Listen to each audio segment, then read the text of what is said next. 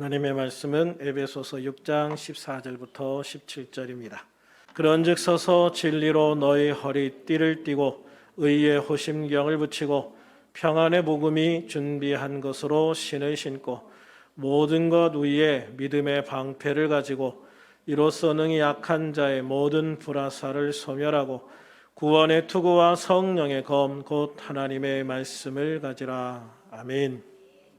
어린이 주일을 맞아서 유치부나 어린이부를 위해서 기도 많이 해주시고 우리들께 모든 자녀들이 믿음으로 승리하고 하나님께 영광 돌리는 복된 자녀가 될 수 있도록 기도해 주시고 격려해 주시기를 부탁을 드립니다. 우리는 계속해서 나는 십자가 군병이다 라는 제목으로 말씀을 나누고 있습니다. 사도 바울은 우리가 주님의 군사로서 전신갑주를 입어야 한다라고 말씀하고 있습니다. 우리가 혈과 육으로 되어진 사람을 상대하는 것이 아니라 어둠의 권세인 악한 사탄과 마귀의 세력과 싸워 이겨야 하기 때문입니다. 우리는 먼저 전신갑주 중에 진리의 허리띠, 의의 호심경, 평안의 복음이 준비한 것으로 신는 신, 믿음의 방패에 대해서 말씀을 나눴고 지난주에는 17절 상반절 말씀을 통해서 구원의 투구에 대해서 말씀을 나눴습니다. 오늘은 지난주와 같은 17절 말씀을 통해서 전신갑주의 마지막이자 유일한 공격 무기인 성령의 검, 곧 하나님의 말씀에 대해서 나누려 합니다. 17절 같이 읽겠습니다. 구원의 투구와 성령의 검, 곧 하나님의 말씀을 가지라. 아멘. 사도 바울은 17절 하반절에서 성도가 갖추어야 할 마지막 전신갑주를 소개하고 있어요. 그것은 바로 성령의 검입니다. 그런데 사도 바울은 이 성령의 검을 가리켜서 하나님의 말씀, 하나님의 말씀이다라고 말합니다. 하나님의 말씀은 성령님께서 주신 것이기 때문입니다. 성경을 글씨로 쓴 것은 사람입니다. 그렇지만 그 성경을 기록한 사람은 성령의 감동을 받아서 성경을 기록한 것입니다. 그러므로 성령의 감동 없이 기록된 성경 말씀은 하나도 없습니다. 디모데후서 3장 16절은 모든 성경은 하나님의 감동으로 되었다라고 분명하게 말씀하고 있습니다. 하나님께서 성령의 감동으로 우리에게 성경을 주신 이유는 사탄 마귀에 대항해 싸울 수 있는 방법과 힘과 능력을 주셔서 우리로 구원받은 하나님의 백성, 하나님의 자녀로 살아갈 수 있는 기회와 은혜를 주시기 위해서입니다. 하나님께서는 우리가 어떻게 사탄 마귀에 맞서 싸워야 하는지를 너무나 잘 알고 계십니다. 그래서 하나님은 성령을 통해서 사람들에게 마귀에 맞서 싸워 이기고 승리할 수 있는 길을 알려주시려고 성경을 기록하게 하신 것입니다. 그러므로 우리는 성경을 알아야 합니다. 하나님의 말씀을 알아야 합니다. 성경을 알기 위해서, 하나님의 말씀을 알기 위해서 우리는 성경을 읽어야 합니다. 성경을 읽을 때 많이 읽어야 합니다. 자주 읽어야 합니다. 그래서 성경은 우리가 밥을 먹듯이 매일매일 시간을 내서 읽어야 합니다. 6월 달에 우리 모든 성도들을 상대로 성경을 읽는 시간을 가지려고 합니다. 6월 달부터 9월 달까지 이어지는 이 기간에 우리 성도님들이 최소한 성경을 한번 읽을 수 있기를 바랍니다. 그래서 우리가 하나님의 말씀, 성령을 통해서 하나님의 뜻을 발견하고 그 하나님의 뜻 가운데에서 믿음으로 승리하면서 살아가는 우리들이 되어지기를 소망합니다.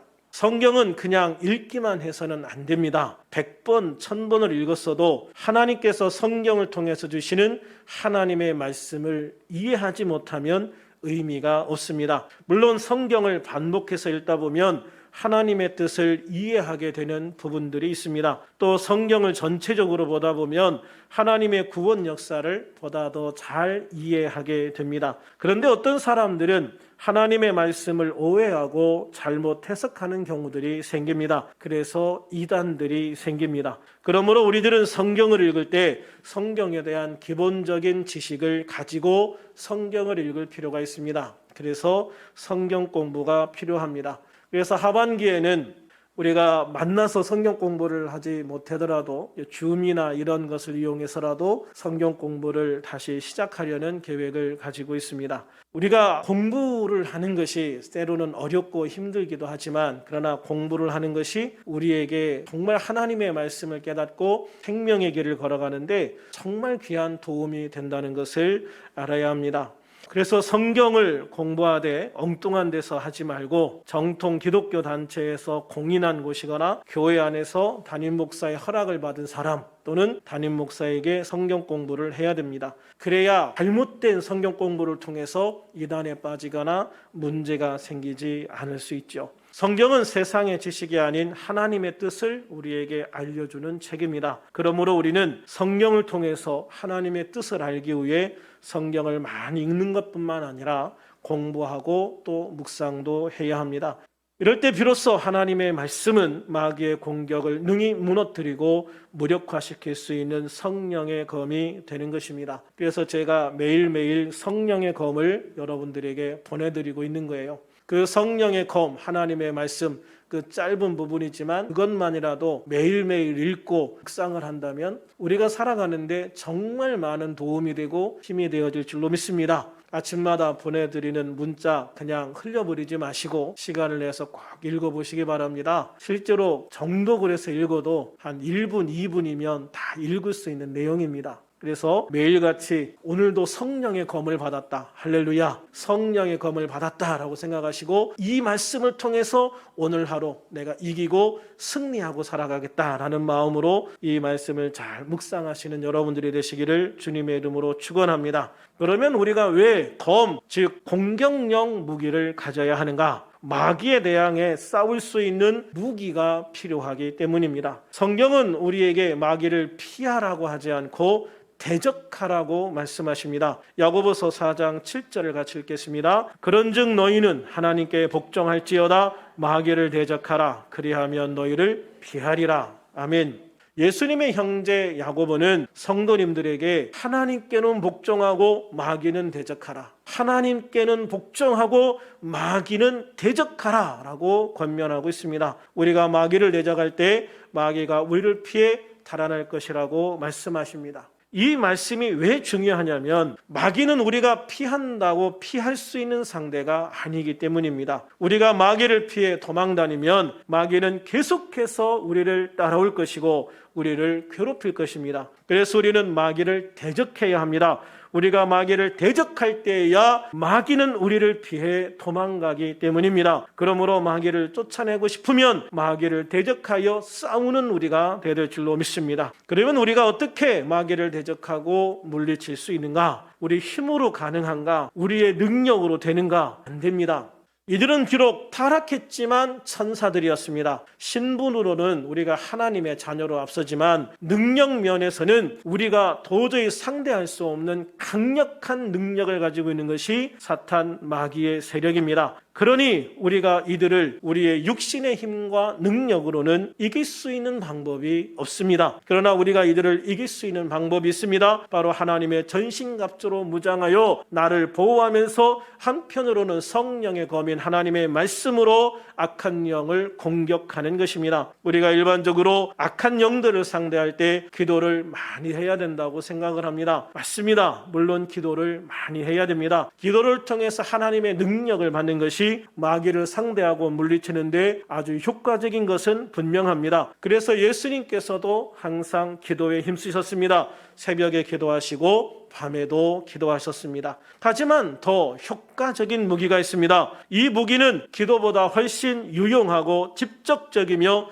실제적인 무기입니다. 바로 하나님의 말씀입니다. 기도에 하나님의 말씀이 더해지면, 하나님의 말씀에 기도가 더해지면 더없이 좋은 훌륭한 무기가 되어질 것입니다. 우리가 열심히 기도한다고 해도 하나님의 말씀을 모르면 때로 결정적인 순간에 마귀를 무력화시키지 못하는 경우들이 생기게 됩니다. 그러므로 우리는 항상 필요한 때에 필요한 말씀을 사용하여 마귀를 공격할 수 있는 준비가 되어 있어야 합니다. 그러면 우리가 성경을 많이 암송을 해야 되느냐? 암송하면 너무 좋습니다. 그런데 암송하지 못하더라도 주님께서 말씀하신 의미, 뜻만 알고 있어도 악한 영들을 능히 물리칠 수가 있습니다. 마태복음 4장에 보면 예수님께서 침례를 받으시고 성령에 이끌려 광야로 가서 40일을 금식하며 기도하셨습니다. 마귀는 그렇게 기도하고 사역을 시작하려는 예수님을 시험함으로 공격합니다. 그런데 이때 예수님은 항상 하나님의 말씀으로 이 악한 영들을 공격하는데 구약에 있는 말씀을 그대로 인용하는 게 아닙니다. 그 말씀을 이해하시고 그 말씀의 핵심을 다시 풀어서 예수님의 말로 사탄을 공격하는 것입니다. 그래서 암송해서 그 말씀을 그대로 마귀에게 사용하는 것이 가장 좋을 수 있지만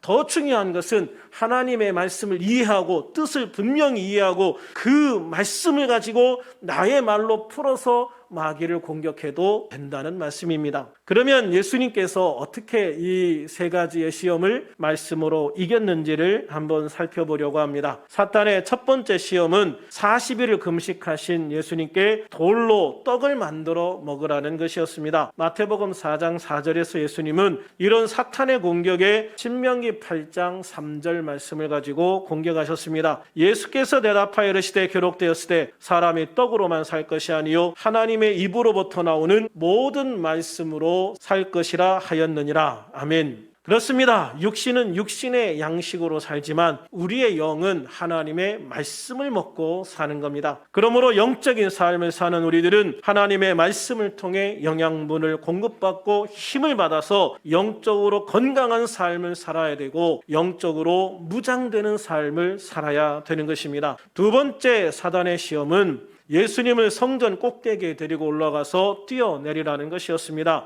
마태복음 4장 7절에 보면 예수님은 이런 사탄의 공격에 신명기 6장 16절 말씀으로 공격합니다. 예수께서 이르시되 또 기록되었으되 주 너의 하나님을 시험하지 말라 하였느니라. 아멘. 예수님은 내가 성전 꼭대기에서 뛰어내려 하나님을 시험할 필요가 없다고 말합니다. 또 그렇게 해서도 안 된다고 말씀합니다. 하나님이 계신지 안 계신지 시험하지 말고 그냥 하나님을 인정하고 믿고 순종하면 된다는 말씀입니다. 잠언 3장 6절 말씀에 너는 범사의 그를 인정하라. 너는 범사의 그를 인정하라. 그리하면 내 길을 지도하시리라고 말씀하고 있습니다. 우리들은 범사의 하나님을 인정함으로 하나님이 지도하시고 인도하시는 가장 좋은 최선의 삶을 바라보며 기대하며 살아가야 하는 것입니다. 사단의 세 번째 시험은 높은 산에 예수님을 모시고 올라가서 산 아래에 있는 세상을 보여주면서 자신에게 절 한 번만 하면 이 모든 것을 너에게 주겠다고 유혹합니다. 딱 한 번만 자신을 섬기면 된다는 겁니다. 계속하지 않아도 된다는 겁니다. 한 번만 하라는 겁니다. 그러면 온 세상을 너에게 주겠다는 겁니다. 그러나 예수님은 마태복음 4장 10절에서 신명기 6장 13절 말씀으로 마귀를 공격합니다. 이에 예수께서 말씀하시되 사탄아 물러가라. 기록되었으되 주 너의 하나님께 경배하고 다만 그를 섬기라 하였느니라. 할렐루야. 주 너의 하나님께만 경배하라는 겁니다. 오직 하나님만 섬기라고 말씀하신 것입니다.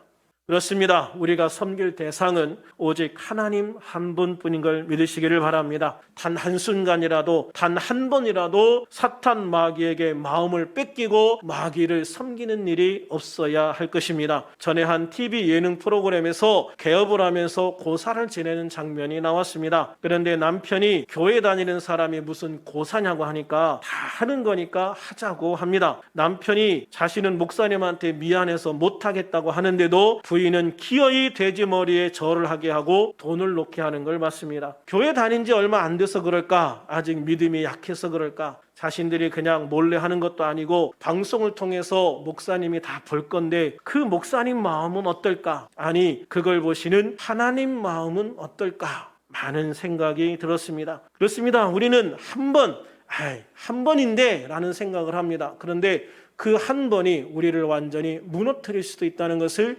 여러분은 기억하셔야 됩니다. 우리는 항상 우리 마음을 지키고 믿음을 지켜서 오직 하나님만을 섬기는 성도가 되어야 할 줄로 믿습니다. 마귀 시험 이후에도 유대인들이 마귀의 하수인이 되어서 예수님의 사역을 끈질기게 방해합니다. 이런 유대인들을 예수님은 어떻게 상대하셨습니까? 하나님의 아들로서 신적 권능으로 12군단이 더 되는 천군을 동원하셨습니까? 아니면 하늘로부터 불을 내려 이들을 멸하셨습니까? 아닙니다. 예수님은 그렇게 하실 수 있었지만, 그렇게 하실 수 있다고 말씀하셨지만 그렇게 그렇게 하지 않으셨습니다. 예수님은 때로 하나님의 말씀으로 그들을 권면하고 가르치셨습니다. 때로 하나님의 말씀으로 그들을 경계하고 경고하기도 하십니다. 그렇게 예수님은 하나님의 말씀으로 그 악한 세력을 물리치고 이기심으로 말미암아서 그들의 악한 시도들을 무력화시키시고 자신의 사명을 끝까지 십자가에서 완수하시고 부활하시는 것을 보게 되어집니다. 그래서 복음서에 보면 예수님의 말씀으로 귀신을 물리치고 무력화시킨 이야기로 가득합니다. 이것은 예수님만이 아니라 예수님의 제자들도 그랬습니다. 그 후에 초대교회로부터 지금까지 믿음의 선배들이 한결같이 취해온 방법이었습니다. 바로 성령의 검, 곧 하나님의 말씀으로 세상의 권세와 어둠의 권세를 물리치시고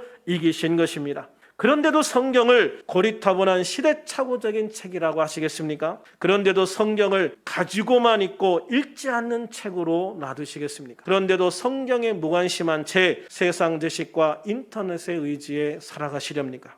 히브리서 4장 12절에 하나님의 말씀은 살아있고 활력이 있어 좌우의 날선 어떤 검보다도 예리하여 혼과 영과 및 관절과 골수를 찔러 쪼개기까지 하며 또 마음의 생각과 뜻을 판단한다고 하셨습니다. 그렇습니다. 성령의 검인 하나님의 말씀은 살아있는 말씀입니다. 하나님의 말씀은 활력이 있습니다. 좌우의 날선 어떤 검보다도 더 예리한 검입니다. 검이 예리할수록 훈련되어 있어야 합니다. 검을 쓰는데 서툰 군인은 오히려 그 검에 자신이 다칠 수 있기 때문입니다. 그러므로 우리들은 주님의 군사로서 성령의 검을 잘 사용하도록 훈련되어져야 합니다. 말씀을 읽고 묵상하고 공부해야 한다는 말씀입니다. 호세아 4장 6절에 보면 하나님의 말씀이 없는 자들이 어떻게 되는지를 분명히 경고하고 있습니다. 내 백성이 지식이 없으므로 망하는도다. 내가 지식을 버렸으니 나도 너를 버려 내 제사장이 되지 못하게 할 것이요 내가 내 하나님의 율법을 잊었으니 나도 내 자녀들을 잊어버리리라. 그렇습니다. 백성이 망한 이유는 하나님의 말씀 곧 성령의 검이 없었기 때문입니다. 검이 없으니 상대방의 공격에 속수무책으로 당할 수밖에 없었던 것입니다. 그래서 하나님의 말씀이 없는 백성은 망한다고 하셨습니다. 하나님의 말씀이 없는 백성은 버림받는다고 하셨습니다. 반대로 하나님의 말씀을 가진 백성은 결코 망하지 않고 흥하게 되어집니다. 하나님의 말씀을 가진 백성은 결코 버림받지 않습니다. 세상 끝날까지 함께 하시며 도우시고 보호하시고 힘을 주시며 능력을 주십니다. 세상에서 가장 강력한 무기인 성령의 검을 우리가 가지고 있기 때문입니다. 그러므로 우리들은 하나님이 주신 전신갑주로 무장하고 하나님이 주신 유일한 공격 무기인 성령의 검, 곧 하나님의 말씀을 가지고 모든 악한 세력과 어둠의 세력과 싸워 이기고 승리하는 우리들이 되어야 될 줄로 믿습니다. 우리들은 모두 하나님의 전신갑주로 무장하고 성령의 검으로 싸워 무찌르고 이겨서 하나님의 온전한 축복을 날마다 누리며 승리자로 살아가는 우리들이 될 수 있기를 다시 한번 우리 주 예수님의 이름으로 축원합니다. 축원합니다.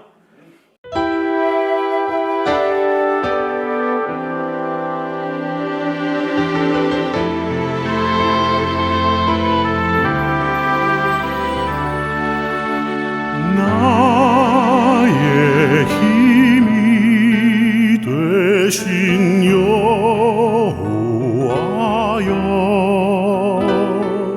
내가 주를